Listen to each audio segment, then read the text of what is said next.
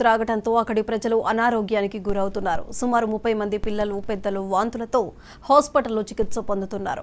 అయితే కొంతమందికి గ్రామంలోనే మెడికల్ క్యాంపులు ఏర్పాటు చేసి చికిత్స అందిస్తున్నారు.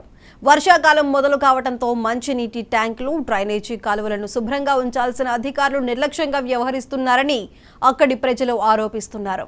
ప్రజలు కలుషిత నీరు తాగి రోగాల బారిన పడుతున్నప్పటికీ అధికారులు మాత్రం పట్టించుకోవటం లేదని గ్రామస్తులు వాపోతున్నారు. ఇప్పటికైనా అధికారులు స్పందించాలని అక్కడి ప్రజలు కోరుతున్నారు.